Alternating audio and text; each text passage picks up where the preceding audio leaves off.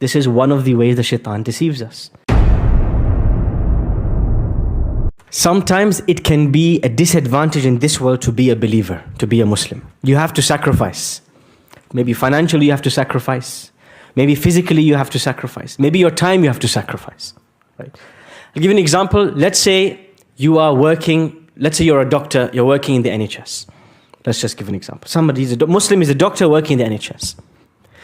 But this Muslim also loves the Quran and they want to memorize the Quran. They want to understand the meanings of the Quran. So every day, they wake up at Fajr, they spend 1 hour memorizing and revising and understanding the Quran. And then they drive 1 hour to work, they go to work, they squeeze their salah in the middle of their surgeries and dealing with patients.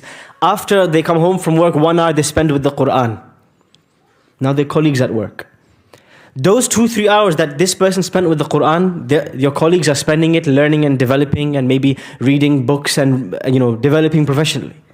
So you start to think, the shaitan starts to tell you, you know what? This Quran is making you fall behind everybody else. The fact that you're going to the masjid, the fact that you're spending so much time here, you're going to fall behind. They're going to be consultants and you're still going to be a junior baby doctor. You're not going to be as quick as them. This is one of the ways the shaitan deceives us. Of course, Allah wants us to be excellent in this world and the hereafter. There's no contradiction. But there's one way the shaitan deceives. Then we think, you know what? Let me just stop praying in the masjid. Let's pray at home. Let me just combine my prayers.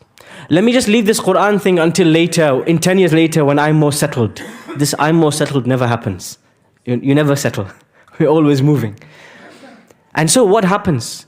You start to put trust in the shaitan's promise. He's promising you something. If you let go of A, B, C, D, E, you're going to make progress. I'll give you a more real life example. Personally happened to me. When I was at university, I had a Muslim colleague, who in Ramadan didn't fast. And the reason this person didn't fast, they said, look, it's exam season. How am I going to study and revise if I'm hungry and thirsty and tired? I said, look man, I am hungry and thirsty, but I'll do it with the help of Allah.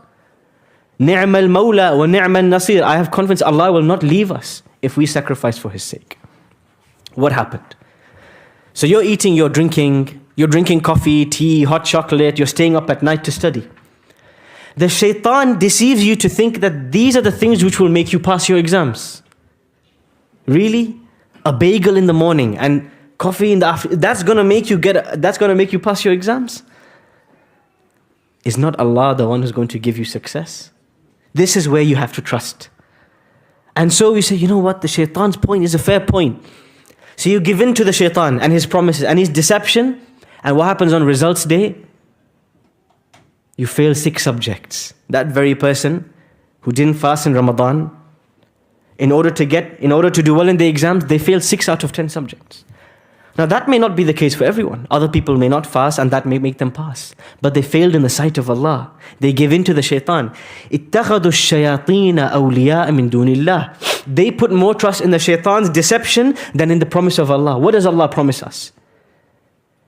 إِن تَنصُرُوا اللَّهَ يَنصُرْكُمْ. If you support Allah, Allah will support you. That's what Allah promises.